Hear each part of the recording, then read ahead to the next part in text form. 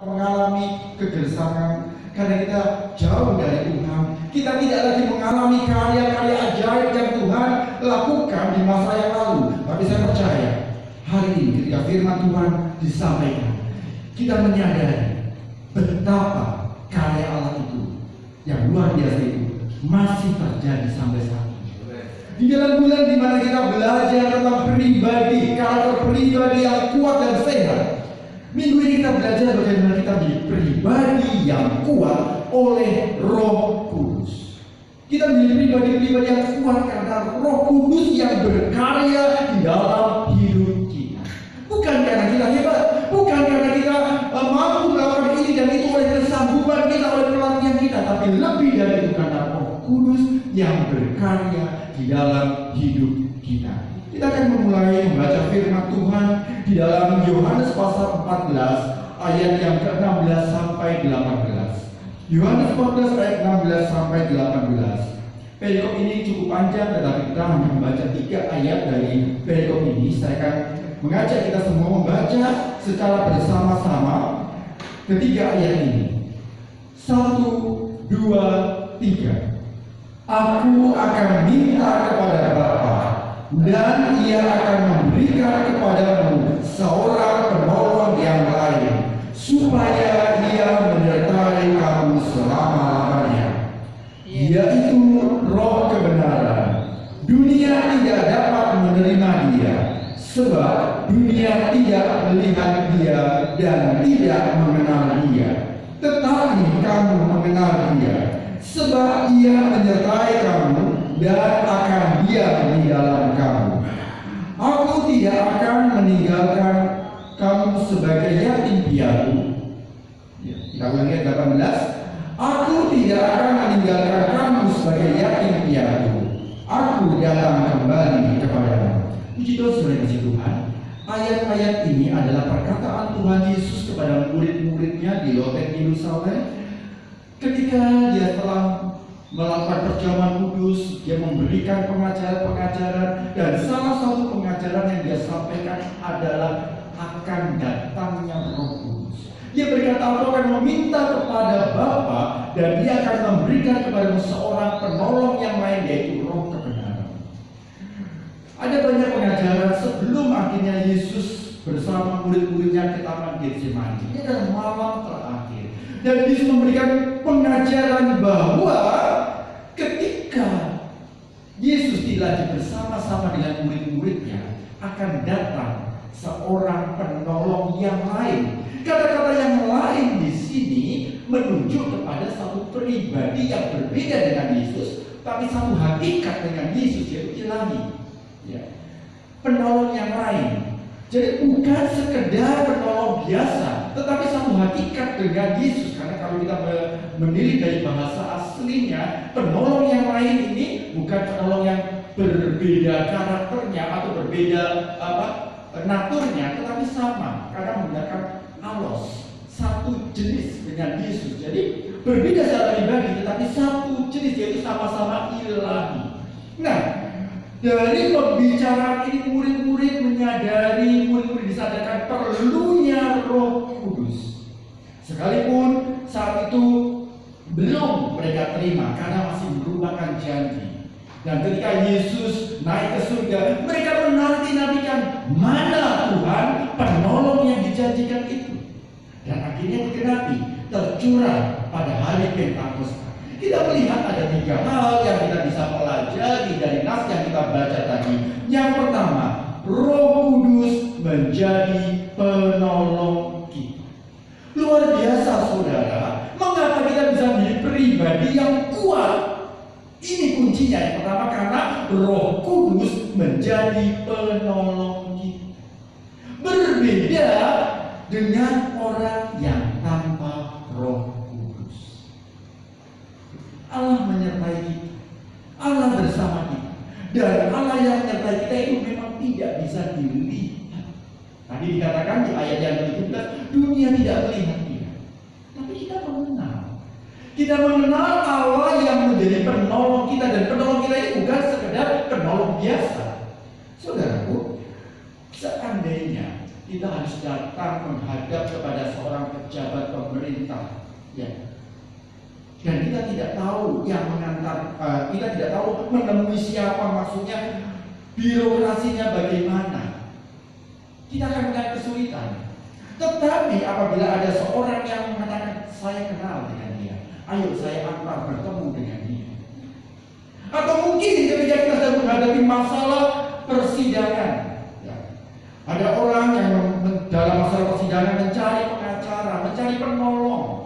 Ya, karena Roh Kudus, Parakletos, itu arti penolong di sana, bisa penghibur, bisa artinya penolong, bisa artinya juga advokat yang menyertai kita dalam masalah yang kita hadapi. Ketika seorang menghadapi masalah di persidangan dan dia didampingi oleh seorang pengacara yang handal, dia akan menjadi kuat, dia menjadi tenang di dalam menghadapi segala sesuatunya. Nah, saudara kasih Tuhan, yang diberikan oleh Allah kepada kita bukan hanya seperti pengacara yang di dunia ini. Bukan hanya seperti penolong ketika kita dalam kesukaran, kalau ada yang menolong kita, ketika kita jatuh, kecelakaan di jalan, ada orang yang menolong kita. Bukan sekedar itu, tapi satu pribadi ilahi yang mana dia maha kuat, dia maha dahsyat, dia maha kuasa. Dengan kedahsyatannya menyertai kita, menolong kita, menjadikan kita pribadi yang kuat, pribadi yang sanggup menghadapi segala kesulitan dan pergumulan hidup kita di dunia ini. Kita perlu dia, kita perlu penolong. Kenapa, saudara? Manusia tanpa Tuhan itu lemah dan rapuh.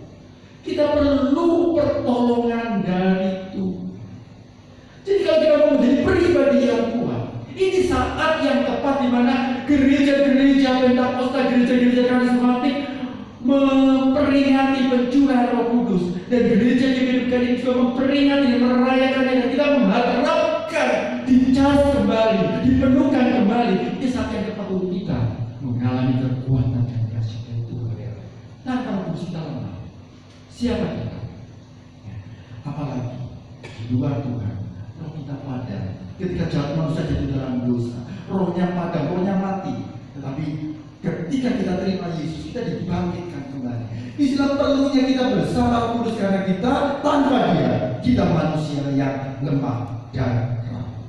Dan puji Tuhan, saudara, karena Roh Kudus yang diutus untuk menyertai kita saat ini pun adalah Roh yang menolong manakala kita berdoa. Kita sadar, saudara, di dalam hidup kita kadang-kadang kita nggak tahu lagi harus seperti apa. Pergumulan yang kita hadapi begitu berat. Ada memang pergumulan yang kita hadapi karena masa lalu kita yang kita salah ambil keputusan. Tetapi ada juga pergumulan yang kita hadapi memang diizinkan Tuhan terjadi, ya, karena itu untuk mendewasakan kita. Apapun yang kita alami, entah karena dari masa lalu atau karena Tuhan izinkan sesuatu menerpa hidup kita, kadang-kadang kita sampai pada suatu saat di mana kita nggak bisa bertindak. Ada kalanya mungkin kita seperti Yusuf sampai di dalam sumur. Apakah itu karena masalah dirinya sendiri? Ya, karena Yusuf terlalu mudah bercerita sehingga menimbulkan keirian dari kakak-kakaknya. Apakah itu juga pekerjaan orang lain? Ya, karena kakak-kakaknya yang melakukan kejahatan lebih dari yang dilakukan oleh Yusuf. Apakah ada rencana Tuhan? Ya, Tuhan punya rencana. Dalam keadaan terjepit, dalam keadaan terkungkung, satu-satunya harapan hanya terbatas. Nah, saudaraku, bagi kita yang hidup bersama Roh Kudus, saat kita sulit untuk berkata-kata, sulit lagi untuk mengucapkan karena pahitnya, karena beratnya pergumulan kita hadapi, Alkitab katakan, Roh itu membantu kita dalam kelemahan kita. Sebab kita tidak tahu bagaimana kita harus berdoa, tapi Roh Kudus itu berdoa kepada Bapa dengan keluhan-keluhan yang tak terucapkan, yang kita tidak bisa katakan lagi, tapi Roh Kudus berdoa.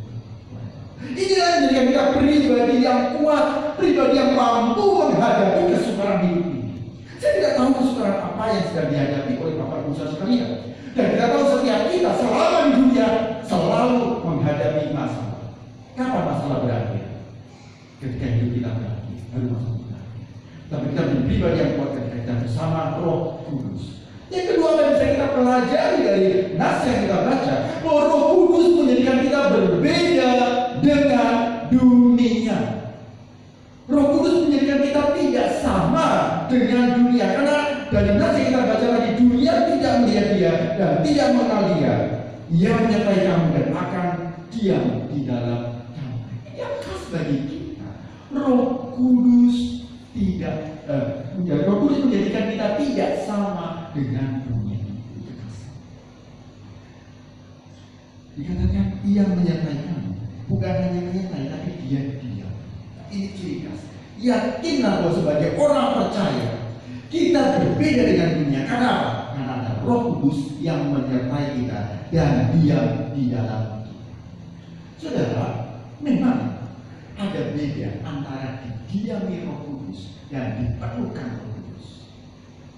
Dan ini yang tidak banyak dipahami oleh orang Kristen.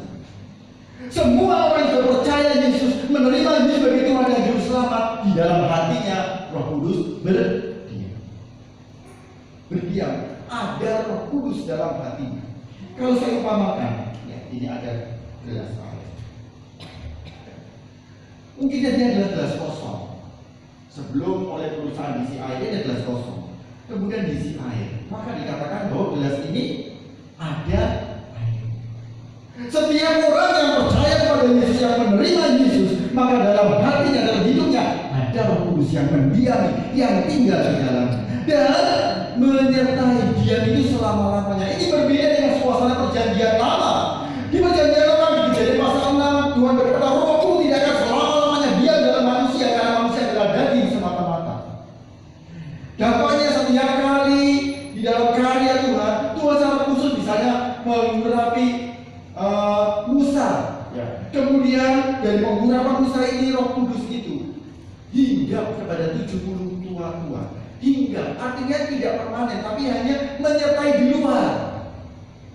Ketika Saul dia mendapatkan pengurapan, Roh Kudus menyertainya seperti nabi. Tapi kemudian Roh Kudus mundur daripadanya. Dikatakan kenapa? Di perjanjian lama Roh Kudus belum mendiami manusia, dia hanya hinggap.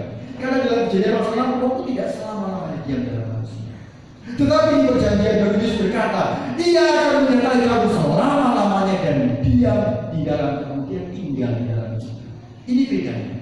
Dan ini yang membedakan kita dengan orang-orang di luar Kristus. Kenapa kita beda? Yang pertama, oleh Roh Kudus kita punya kedekatan dengan Allah. Karena di dalam Alkitab dikatakan oleh Roh Kudus kita bisa berseru kepada Allah itu, Ya Bapa. Sebutan Bapa ini Abba. Atau kalau di dalam bahasa keluarga itu Dedi, ayah. Ya. Mungkin agak berbeda dengan konsep bahasa Indonesia, di mana kita bisa memanggil tetangga atau orang yang lebih tua atau pemimpin kita dengan Bapak. Tapi panggilan kita kepada Allah dengan sebutan Bapa itu Father, ayah, sebagai hubungan yang dekat. Karena apa? Karena Roh Kudus yang menjadikan kita punya hubungan dekat dengan Bapa. Dan ini tidak dimiliki oleh orang di luar Kristus.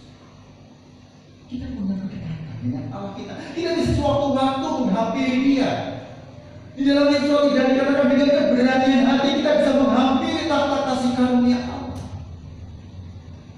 Bukan Allah yang jauh, tapi Allah yang dekat. Kenapa? Karena Roh Kudus, Roh yang diam dalam kita itu menjadikan kita dilayakkan memanggil Dia Bapa. Saudara, saya mau tanya ini. Seandainya tiba-tiba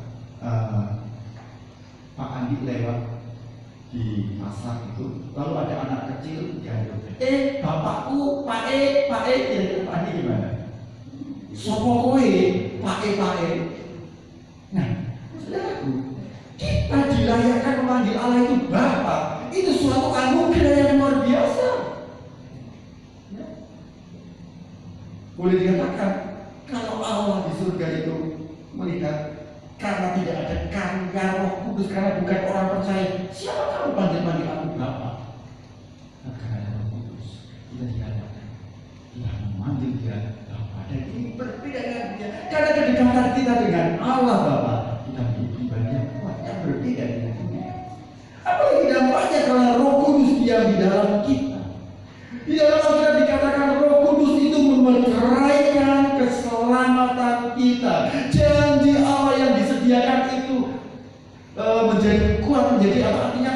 Segel, termeterai, tidak akan sembarangan dibatalkan. Kalau kita menandatangan di atas meterai, itu suatu pengesahan di mana tidak sembarangan membatalkan. Meterai, segel. Ketika Yesus dikubur, kemudian pintu kuburnya disegel, dicap oleh Pontius Pilatus, tidak sembarangan orang bisa membuka segel. Ketika sudah melihat meter listrik sudah disekrut, dikunci, kemudian disegel, artinya tidak boleh sembarang orang membuka. Siapa membuka berarti dia berurusan dengan pembuat segel. Nah, Roh Kudus itu memerintahkan kita menjadi milik Allah. Jika kita menjadi milik Allah, tidak ada yang bisa membatalkan itu. Setan tidak bisa merebut kita dari kepemilikan kita oleh Allah. Inilah janji Yesus yang luar biasa. Ketika Roh Kudus bersama kita, dia di dalam kita, ada jaminan kepastian keselamatan. Loh, bagaimana dengan orang yang hidup terus dalam dosa? Saya katakan, Alkitab berkata, Allah yang berjanji itu setia. Tetapi kalau orang ini sengaja membuang, meninggalkan keselamatan, Allah berjanji kepadamu, membuat bahtera. Dan Nuh bersama ke-7 orang keluarganya masuk dalam bahtera. Sampai hari Allah selesai, semua selamat. Karena semua taat. Semua tidak ada yang meninggalkan, semua tidak ada yang menolak. Allah berencana menyelamatkan Lot dan keluarganya. Tetapi satu orang yang meninggal, satu orang tidak mau lagi mengikuti. Dia memilih menoleh ke belakang.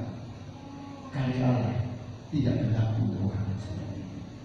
Artinya ketika kita diselamatkan, kita terima Yesus, itu jaminan kekal sampai akhir kita bersama Tuhan.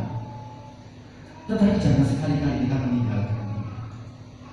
Jangan sekali-kali kita menolak Dia. Karena Ibrahim mengatakan, dengan apa lagi kalau seorang sengaja meninggalkan Tuhan? Dengan korban apa lagi? Tidak ada korban selain korban Kristus. Tetapi selama kita di dalam Tuhan dan kita dimeteraikan oleh Roh Kudus menjadi miliknya, keselamatan pasti. Keselamatan pasti. Ya. Ini yang membedakan kita dengan orang Tuhan. Banyak orang masih mencari bagaimana caranya masuk surga. Aku akan beramal, akan berbuat baik, akan melakukan ini, itu dan sebagainya supaya aku bisa dilayakkan masuk surga. Saudara yang Tuhan, Dia yang memeteraikan keselamatan. Semua janji yang dinyatakan Allah, yang disediakan Allah itu menjadi jaminan yang karena aku dalam Dia. Nah saudara, selain itu Roh Kudus juga memperlengkapi kita dengan kuasa. Kisah Rasul 1 ayat 8 dikatakan, kamu akan menerima kuasa kalau Roh Kudus turun atas kamu. Dengan kuasa ini kita dimampukan untuk melakukan perkara-perkara yang mustahil. Ada salah satu ujian yang mengatakan, ku lakukan perkara yang mustahil. Karena Kudus, karena Allah. Para rasul melakukan hal-hal yang ajaib, bukan karena kehebatannya, ya, bukan karena dia pernah belajar ini dan itu. Misalnya bagaimana bisa lepas dari penjara, bukan. Ketika Petrus di dalam penjara, ketika Paulus di dalam penjara, karena Injil, Tuhan bisa berkarya melakukan hal yang ajaib. Ketika Petrus melihat orang yang lumpuh, orang lumpuh berjalan, itu karena kuasa Allah. Bahkan suatu hal yang luar biasa, Petrus berjalan, maka orang-orang sakit di sekitarnya disembuhkan. Hanya karena bayangannya. Mengapa? Karena Roh Kudus yang memenuhinya, bahkan melimpah. Inilah bedanya orang punya Roh Kudus. Dalam hatinya ada Roh Kudus. Dengan orang yang penuh Roh Kudus bahkan melimpah. Karena penuh melimpah, maka Kuasa ini akan berkarya di sekelilingnya. Orang yang penuh Roh Kudus lewat akan terasa. Orang dunia mengatakan ada namanya aura. Kita tidak mengatakan itu aura, tapi bagi orang yang di dalamnya penuhkan Roh Kudus, saya percaya kuasa. Ada kuasa dalam perkataannya, ada kuasa di dalam tindakannya. Ini yang membedakan orang Kristen dengan di luar Kristus. Berkarya Roh Kudus. Roh Kudus memampukan kita berbeda. Dan satu hal lagi yang sungguh indah, Dia berkenan menjadikan kita rumah tempat kediamannya. Dikatakan Ia akan menyertai kamu dan diam di dalam kamu. Artinya kita menjadi rumahnya, menjadi tempat kediamannya. Kalau kita mau menjadikan rumah kita ini tempat kediaman Roh Kudus, satu hal yang perlu kita pikirkan. Saudara, kalau kedatangan tamu menginap, apa yang saudara lakukan? Biasanya beres-beres rumah nggak? Mau kedatangan tamu menginap? Atau biarkan rumahnya berantakan? Kalau ada sanak saudara mau datang, itu biasanya gimana? Beres-beres ya. Kira-kira kalau kita menyambut Roh Kudus untuk diam dalam kita, untuk kerasan, memang Dia akan tetap diam bersama kita, tapi Roh Kudus itu menjadikan kita ini rumah yang nyaman bagi Dia. Kira-kira gimana sikap hati kita? Kita biarkan hidup kita berantakan? Kita biarkan hidup kita penuh dengan kenajisan pikiran, kenajisan perbuatan? Gimana? Kira-kira kalau saudara menginap di sebuah kamar, mungkin bukan rumah orang, katakan menginap di sebuah hotel. Kamar itu berantakan, penuh sarang laba-laba, penuh dengan katakan lantainya seperti tidak dipel, padahal saudara bayar menginap itu. Kira-kira gimana? Kerasan nggak? Tapi seandainya saudara sudah berjanji, saya akan tinggal di sini selama 7 hari, kira-kira gimana rasanya? Sudah tahu dibayar 7 hari? Gimana perasaan saudara? Itulah yang namanya mendukakan Roh Kudus. Kalau kita tidak hidup seperti yang dikehendaki. Satu sisi ketika Dia diam di dalam kita, wow, kejahatan terjadi. Tapi sisi lain, kalau Dia dalam kita tapi kita tidak menempatkan Dia sebagaimana adanya, hidup kita masih aut-autan, hidup kita penuh dengan kenajisan, hidup kita penuh dengan pikiran jahat, itu mendukakan Roh Kudus. Dia tidak meninggalkan kita, tapi Dia berduka dan Dia tidak banyak berkarya dalam hidup kita. Dia diam, Dia padam pada akhirnya. Jangan kasih Tuhan. Ketiga, kita menjadikan hidup kita rumah Roh Kudus. Dan Dia kita berikan kesempatan, keleluasan berkarya, kita menyenangkan hatinya, kita menyukakan hatinya. Luar biasa, pasti hidup kita akan penuh dengan kedahsyatan, karunia-karunia akan diberikan bagi kita. Karunia akan diberikan. Nah, sudah kasih Tuhan. Ketika Tuhan memberikan kepada kita Roh Kudus, tujuannya supaya kita menjadi saksi, bukan menjadi sakti. Beberapa orang berharap kalau nanti dapat kuasa Roh Kudus, menjadi orang sakti, orang hebat. Jangan. Untuk menjadi saksi, bukan menjadi sakti. Saksi, jadi manapun itu kita berasa, orang bisa melihat, oh, ini orang yang sudah diubahkan. Oh, ini bagaimana Mbak Sali hidup masa lalu seperti itu, tapi diubahkan oleh Roh Kudus. Dan saya percaya setiap kita pun akan mengalami perubahan oleh Roh Kudus, karena karya Roh Kudus dahsyat. Amin. Menjadikan kita berbeda dengan orang dunia. Kita menjadi orang baik bukan karena usaha kita. Kita menjadi orang baik karena karya Roh Kudus. Selama kita berusaha untuk menjadi baik, selalu akan gagal. Tapi ketika kita mengizinkan Roh Kudus yang berkarya, kuasa kita, Dia memberikan kita mampu. Standar kita bukan hanya sekedar baik, tapi Roh Kudus yang mengubahkan hidup kita. Satu lagi saudara, yang ketiga, kita tidak dibiarkan menjadi yatim piatu. Dia menyertai kita sampai kedewasaan penuh. Aku tidak meninggalkan kau sebagai yatim piatu. Kenapa saudara? Yatim piatu itu gambaran anak, ya bukan gambaran, itu ada kondisi anak yang tidak memiliki orang tua. Dia bertumbuh tanpa bimbingan orang tua. Tuhan tidak menginginkan kita bertumbuh menjadi dewasa rohani karena pencarian dari diri sendiri, tetapi Dia memberikan Roh Kudus yang membimbing kita sampai kepada kedewasaan rohani penuh. Itulah dasarnya. Roh Kudus tidak membuat kita yatim piatu, tidak tahu orang tua kita, tidak kenal, tapi kita bisa mendapatkan bimbingan.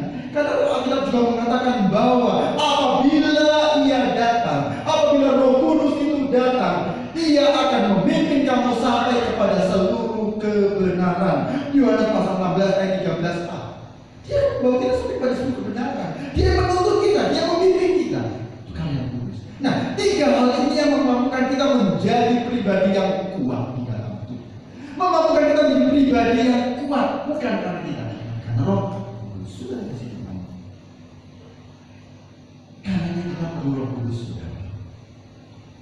Bukan hanya supaya Dia tinggal dalam hati kita, tapi lebih dari itu, memenuhi kita, menguasai seluruh hidup kita, menguasai pikiran kita, menguasai tutur kata kita, menguasai sepak terjang kita. Biar kita dikuasai Roh Kudus sepenuhnya. Dan saya percaya kita bisa. Di dalam kitab Perjanjian Lama, bangsa Israel pernah berkata kepada Tuhan, Tuhan, pergumulan kami itu begitu berat. Kami merasakan kering. Pengharapan kami sudah pupus. Kami tidak ada kekuatan lagi. Dalam keadaan seperti itu Tuhan memberikan penglihatan kepada Yeskiel. Yeskiel dibawa kepada sebuah lembah yang penuh dengan tulang belulang. Kemudian Tuhan berikan perintah kepada Yeskiel untuk bernubuat, untuk berkata-kata tentang tulang-tulang yang kering itu. Sampai perkataan yang terakhir dikatakan bahwa dia harus berkata supaya roh kehidupan, nafas kehidupan itu berhembus dan menghidupkan tulang-tulang yang kering ini, sehingga tulang-tulang yang kering ini akhirnya menjadi suatu pasukan yang kuat, suatu tentara yang besar. Sudah dikasih Tuhan. Mungkin selama ini hidup kita merasakan kosong. Hari-hari kita berlalu begitu saja, pekerjaan, usaha yang kita lakukan sebagaimana layaknya orang-orang di muka bumi. Padahal sebenarnya kita punya privilege, hak istimewa yang berbeda dengan orang-orang di dunia. Coba kita renungkan, kalau hari-hari kita tidak ada bedanya dengan orang-orang di luar Kristus, jangan-jangan hidup kita belum dikuasai sebenarnya Roh Kudus. Kalau hari-hari kita bangun pagi terus siang sampai malam, gak ada bedanya dengan orang yang bekerja di dunia ini di luar Kristus. Ayo, saatnya kita berkata kepada Tuhan, biarlah roh kehidupan, Roh Kudus itu menghembus ya. Sehingga kita bukan hanya ada Roh Kudus dalam diri kita, tapi kita dihidupkan karena Roh Kudus berkuasa. Kita menjadi orang-orang yang berbeda. Kita menjadi orang-orang yang kuat, berkuasa ilahi. Amin, saudara? Atau mau dari lahir sampai akhir hidup kita, sampai mati kita hanya memang bedanya KTP kita Kristen, tapi nggak ada perbedaan khas dari orang-orang di dunia. Saya percaya Roh Kudus memampukan kita. Tidak yang mustahil. Saudara bisa punya prestasi yang berbeda, saudara bisa punya hasil kerja yang berbeda, ada kuasa yang berbeda. Itu bukan hanya untuk jabatan rasul dulu, karena Roh Kudus itu tetap sama, dulu sekarang selamanya. Sampai saat ini pun Dia berkarya. Dia memampukan kita. Bersama Allah kita lakukan pekerjaan yang besar, karena Dia sudah akan menginjak-injak kawah kita. Nah, saudara, kalau mungkin saat ini saudara mengalami rasanya kering, rasanya gersang, dan Roh Kudus siap untuk menemukan engkau, siap untuk membuatmu limpah, bukan hanya kamu tapi limpah, sampai seperti Petrus. Orang di sekitarnya pun mengalami aliran kuasa Allah. Amin, saudara. Saya undang semua pemain musik ke depan. Kita akan sama-sama naikkan pujian